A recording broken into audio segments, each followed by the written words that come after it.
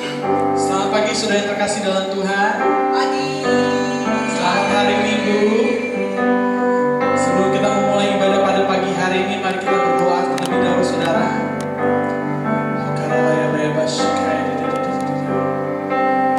Haleluya Tuhan, kami mengucap syukur Tuhan kalau kami punya Allah yang besar seperti Engkau Tuhan. Pada hari ini kami beribadah Tuhan di rumah kami masing-masing Tuhan. Kami percaya Tuhan hadirat Engkau tetap turun, Engkau tetap bekerja Tuhan di rumah kami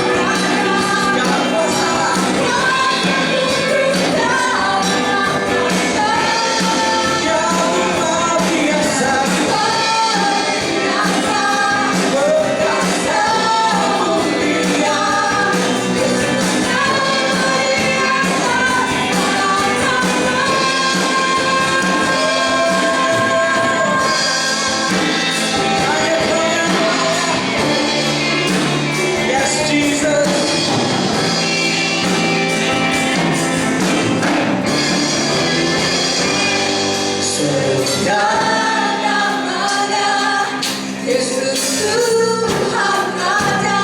kuasa kita punya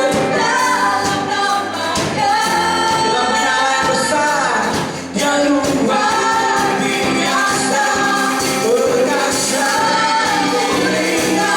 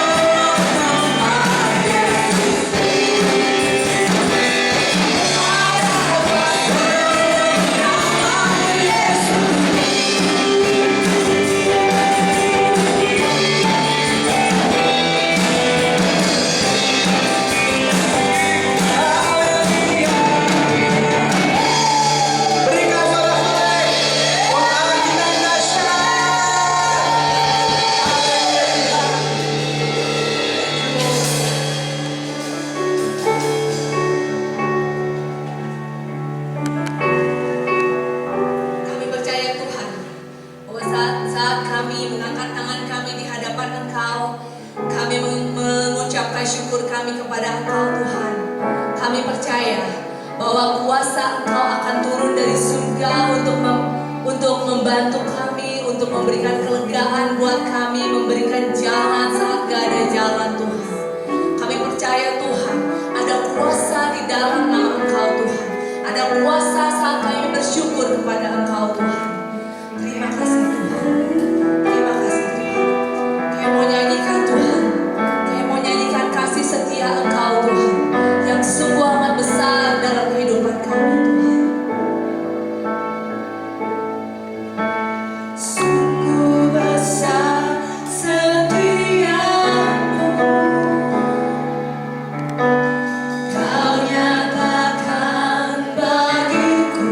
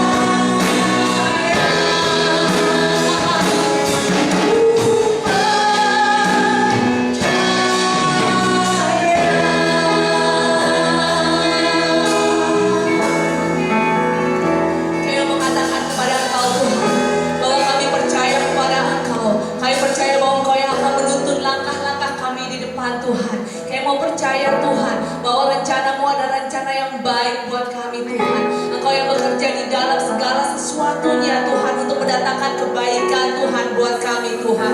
Tuhan, biar kami mau katakan ini sama-sama Tuhan, bahwa Engkau adalah kekuatanku dan perisaiku. Kepadamu Tuhan, hatiku percaya, aku tertolong. Sebab itu beria-ria hatiku, dan dengan nyanyianku aku bersyukur kepadamu. Tuhan adalah kekuatan umatnya dan benteng keselamatan bagi orang yang diurapinya.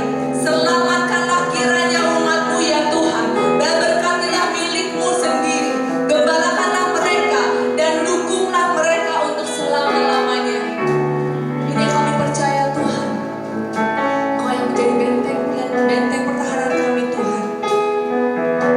Kau yang menjadi kubu perlindungan kami Tuhan. Kau yang menjadi perisai kami Tuhan. Mari jemaat Tuhan, sama-sama katakan ini kepada Tuhan. Sama-sama angkat tanganmu, katakan kepada Tuhan. Perisai pelindungku, batu karang yang teguh, benteng pengharapanku. Kaulah Tuhan, Kaulah Raja. Perisai pelindungku, batu karang yang teguh, benteng pengharapanku. Kaulah Tuhan, Kaulah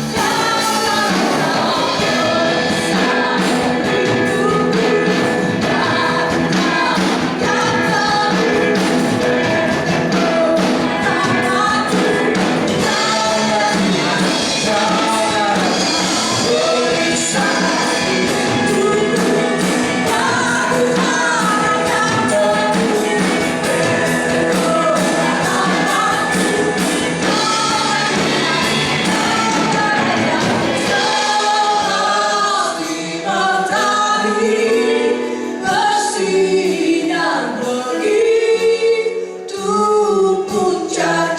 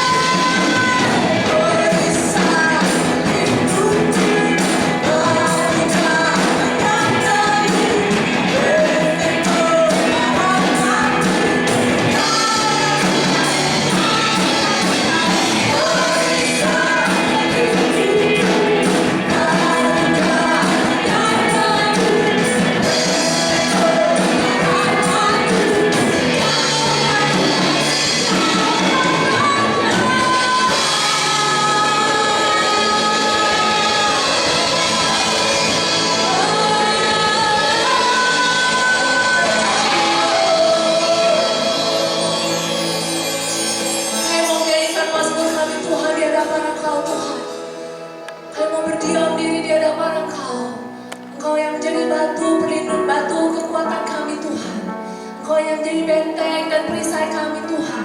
Pada saat Engkau ada bersama dengan kami Tuhan, pada saat kami berjalan bersama dengan Engkau Tuhan, kami akan sanggup melakukan perkara-perkara yang besar Tuhan.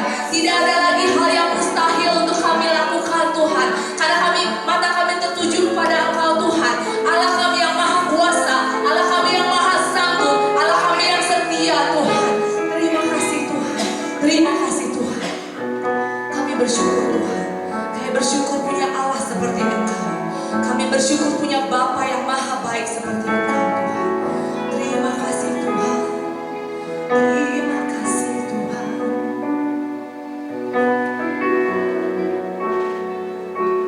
Haleluya. Dalam segala perkara Engkau turut bekerja Tuhan.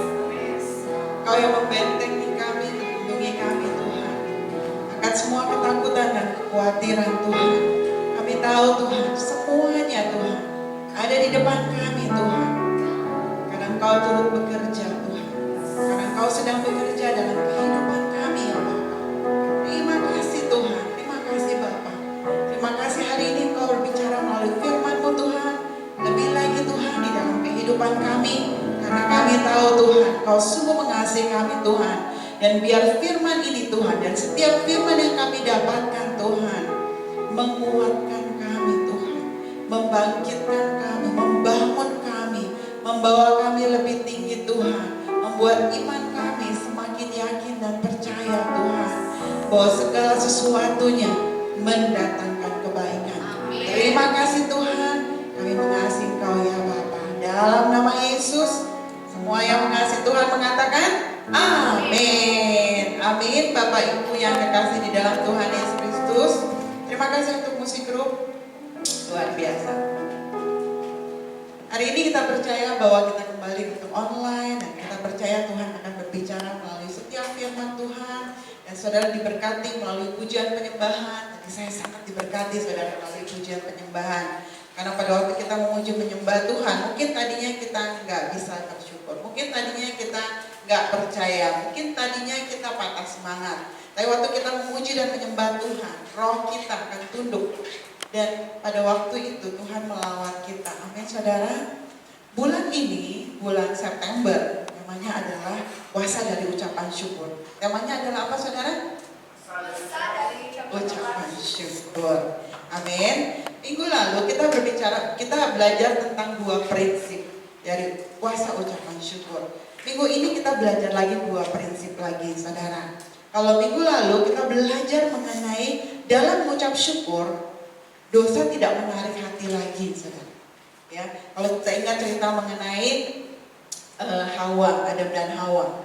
Pada waktu mereka ada di Taman Getsemani saudara, pada waktu Taman Eden saudara, pada waktu di Taman Eden, apa yang terjadi? Mereka waktu melihat buah itu, dan pada waktu iblis mengatakan sesuatu, pada waktu iblis berbicara, mulai ucapan syukur di dalam diri mereka mulai berkurang. Oh iya ya, saya masih kurang tahu mengenai pengetahuan yang baik dan yang buruk nih. Kayaknya nih ada sesuatu yang kurang dalam diri saya. Dan pada waktu dia merasa kurang, pada waktu dia tidak bisa mengucap syukur dengan keadaan itu, pada waktu itu dia jatuh di dalam dosa. Prinsip kedua, kita belajar mengenai dalam mengucap syukur, iman kita itu distimulasi, iman kita itu menjadi semakin kuat, iman kita itu menjadi semakin, kalau otot itu semakin besar ototnya, kan saudara? Kalau latihan terus ototnya semakin besar, ototnya semakin kuat, bukannya lemak saudara, otot, kan? Jadi besarnya di otot saudara. Firman Tuhan hari ini kita mau bicara mengenai dua prinsip yang akan datang. Tapi kita buka di Mazmur 39 ayat 14. Ya, kita bisa baca di screen ini. Aku bersyukur kepadamu oleh karena kejadianku dahsyat dan ajaib. Apa yang kau buat dan jiwaku benar-benar menyadarinya. Waktu kita baca ayat ini, mungkin kita berpikir kejadian dahsyat dan ajaib itu pada waktu kelahiran kita, atau pada waktu kita dibentuk di rahim ibu kita. Tetapi sebenarnya firman itu bicara mengenai sepanjang hidup kita. Saya bersyukur kepada Tuhan karena kejadian di dalam kehidupan saya ini adalah dahsyat dan ajaib. Ajaib apa yang kau perbuat, dan jiwaku benar-benar menyadarinya. Diawali dengan aku bersyukur. Prinsip ketiga yang kita belajar pada hari ini adalah dalam ucapan syukur, Tuhan menyiapkan perkara yang tidak pernah kita bayangkan sebelumnya. Saya ulangi, dalam ucapan syukur, Tuhan menyiapkan perkara yang besar yang tidak pernah kita bayangkan sebelumnya. Ya, firman Tuhan sebelumnya mengatakan kejadianku dahsyat dan ajaib ya. Kalau kita minggu lalu kita belajar mengenai kisah Yosafat, saudara, bagaimana dia memenangkan pertandingan, memenangkan peperangan. Ya, kita ingat ceritanya ya, pada waktu itu bangsa Yehuda itu dipimpin oleh Raja Yosafat.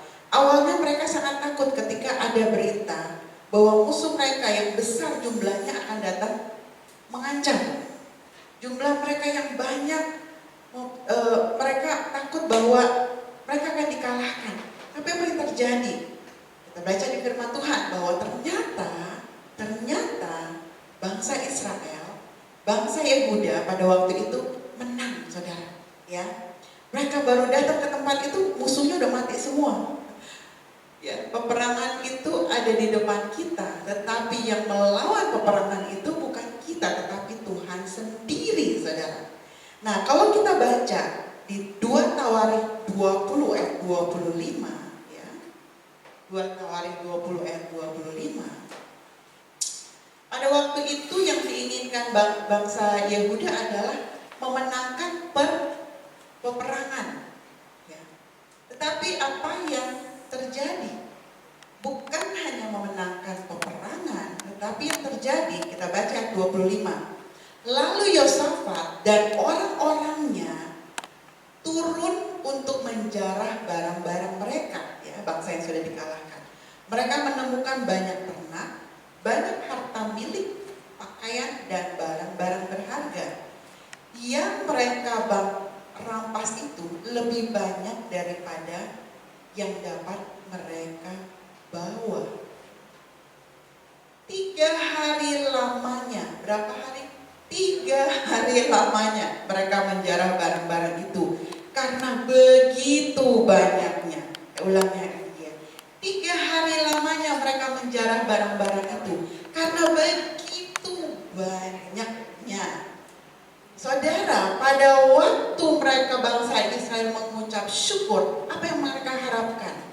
Mereka nggak mengharapkan barang-barang yang banyak, mereka nggak mengharapkan harta milik. Tapi pada waktu mereka mengatakan, Tuhan, biar kami peperangan itu, kami memenangkan peperangan itu, kami tidak dikalahkan, kami tidak mati, kami tidak dibunuh. Mereka mengucap syukur bahwa Tuhan akan berperang di depan mereka. Tetapi apa yang terjadi di dalam prinsip ketiga itu?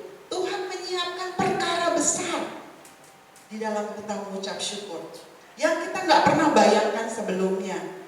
Makin besar rintangan hidup kita, sebesar itu pun penyediaan dan perkenanan Tuhan di balik setiap kesulitan dan masalah yang kita hadapi. Selalu ada kejutan di balik masalah kita, ya. Yang terpenting adalah bagaimana kita bisa tetap mengucap syukur dalam segala keadaan. Bagaimana kita menghadapi masalah kita dengan ucapan syukur. Dan bagaimana kita mengerti bahwa Tuhan akan berperang bagi kita. Dan ada perkara yang besar di balik semua masalah kita. Amin, saudara? Amin. Mungkin kita berpikir, saya belum pernah tuh ngalamin kayak gitu. Ada perkara besar di dalam masalah saya. Karena masalah kita belum terlalu besar. Masih cetek-cetek, saudara. Amin. Kalau masalah kita semakin besar, perkara di balik situ juga lebih besar lagi. Amin, saudara? Wah, amin. Amin? Amin, saudara. Itu yang saya percayai, itu yang saya alami. Bagaimana perkara besar yang Tuhan berikan dalam setiap yang masalah di dalam kehidupan saya menjadi luar biasa. Itu tidak yang saya pikirkan sebelumnya. Amin. Mujizat itu terjadi kadang-kadang gak kita rencanakan, gak kita melebihi ekspektasi kita. Amin. Amin, saudara.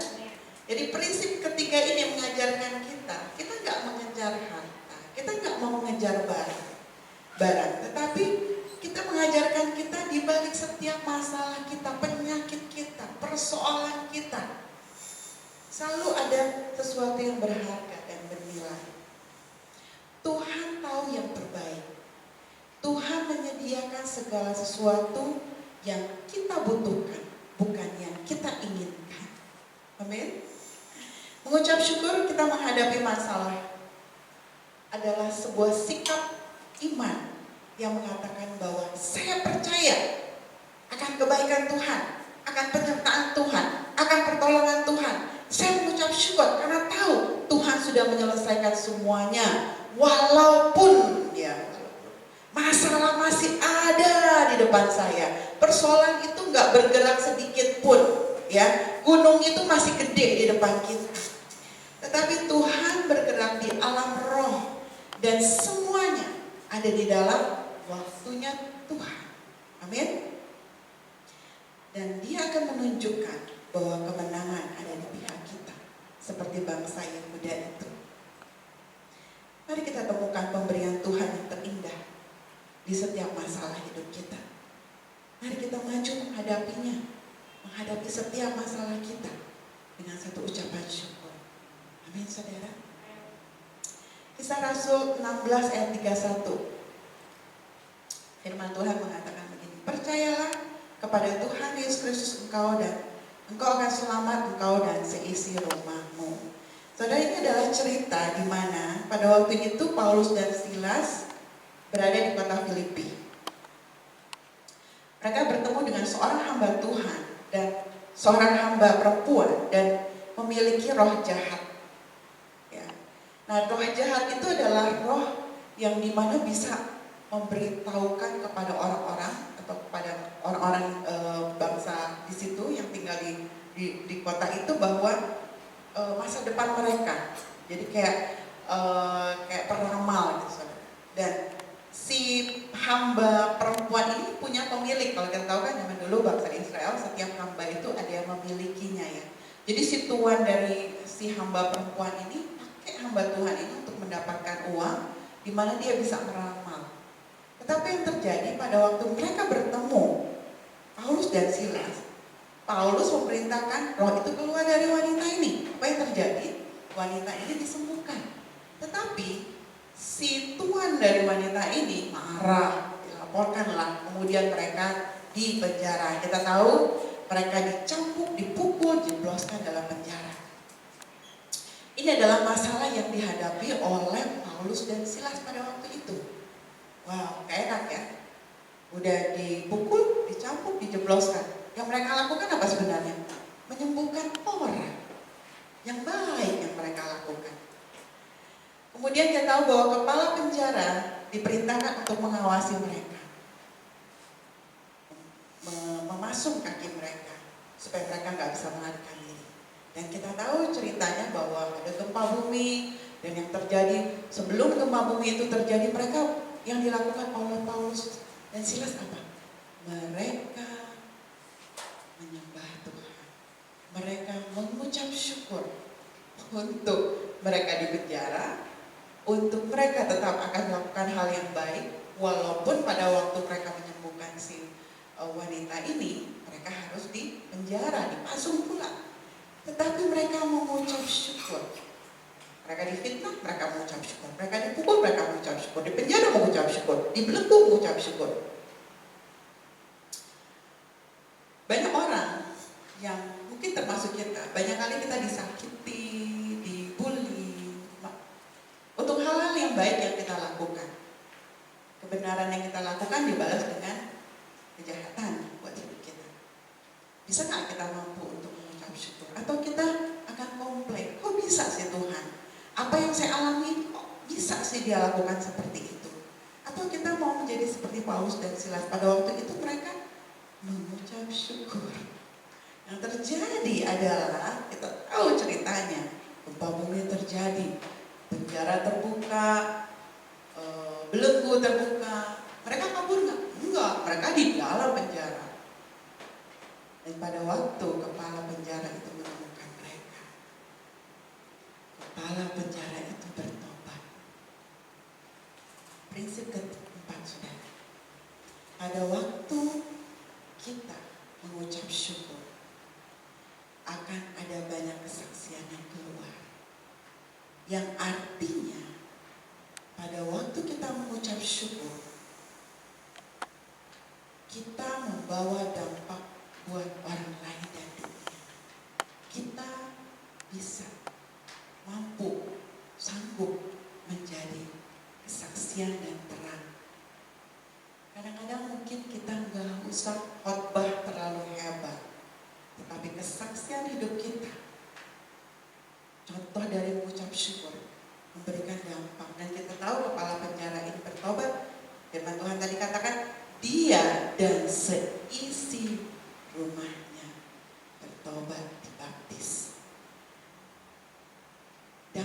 dari mengucap syukur adalah bagaimana kehidupan kita menjadi berkat bagi orang lain. Amin saudara. Ini luar biasa, lengkap saudara. Pertama mengucap syukur, dosa itu gak menarik buat kita. Kedua, kita mengucap syukur, iman kita distimulasi. Mampu kita untuk memuji, menyembah Tuhan. Pujian dan penyembahan itu pada Tuhan akan benar-benar afdol, akan benar-benar keluar dari hati nurani kita kalau kita bisa mengucap syukur. Amin. Yang ketiga, bagaimana pada waktu kita mengucap syukur, Tuhan menyiapkan perkara besar yang gak pernah kita bayangkan sebelumnya untuk kehidupan kita. Dan yang terakhir itu kita mengucap syukur. Apa yang terjadi? Ada orang-orang di sekitar kita yang diselamatkan.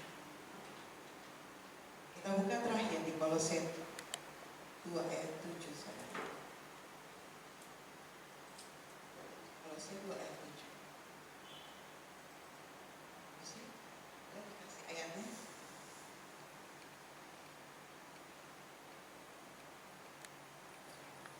Firman Tuhan mengatakan demikian.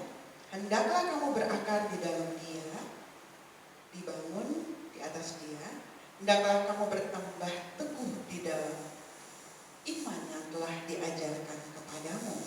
Hendaklah hatimu berlimpah dengan ucapan syukur. Kalau di bahasa Indonesia sehari-hari dikatakan gini, hendaklah hatimu meluap-luap dengan ucapan terima kasih. Saudara, apa yang dibalik semuanya ini yang Tuhan mau ajarkan di dalam kehidupan kita? Bagaimana kita akan mampu untuk berakar, mampu untuk dibangun di dalam Dia. Kita mampu untuk melakukan iman kita bertambah teguh di dalam Dia. Pada waktu hati kita meluap-luap dengan ucapan syukur. Amin saudara. Amin. Solusinya satu, bagaimana kita mampu untuk mengucap syukur, sanggup untuk mengucap syukur, mau untuk mengucap syukur, merelakan hati kita untuk mengucap syukur, karena tahu apapun yang ada di hadapan kita adalah cara Tuhan untuk mendatangkan kebaikan buat kita. Mari kita berdoa.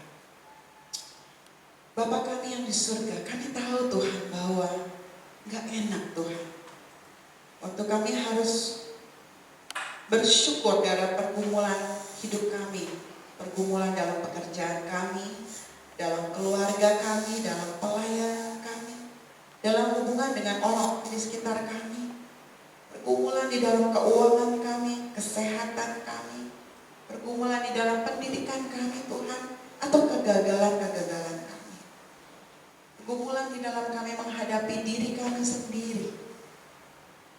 Banyak kali kami mungkin tidak bisa mengucap syukur untuk hidup kami. Kenapa saya hidup selalu seperti ini? Tapi hari ini Tuhan ingatkan, ada kuasa yang luar biasa pada waktu kami berani, sanggup, mampu, mau untuk mengucap syukur. Hari ini Tuhan, biar firman-Mu berbicara di dalam kehidupan kami, akan kuasa dari ucapan syukur. Dan anak-anak-Mu Tuhan, mau percaya Tuhan, mengucap syukur dulu deh.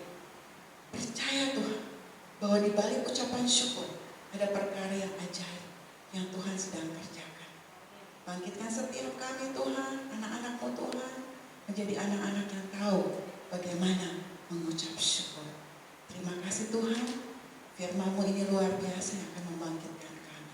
Dalam nama Yesus, amin. Hari ini kita akan mendengarkan pengumuman.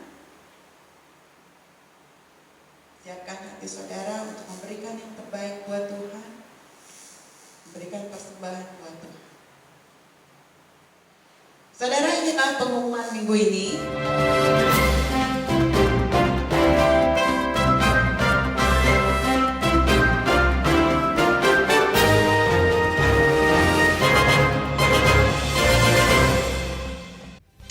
Persembahan dan perpuluhan. Kami menghimbau setiap jemaat untuk mentransfer persembahan dan perpuluhan ke rekening BCA di nomor 501-575-0020 atas nama Yayasan Kasih Anugerah. Happy birthday! Kepada Ibu Frida Leman pada tanggal 20 September. Matthew Hadnoto pada tanggal 23 September. Serafina Ambarita pada tanggal 23 September. Regisa Sitanala pada tanggal 23 September. Ibu Anita pada tanggal 24 September. Keva Nathanael pada tanggal 25 September. God bless you.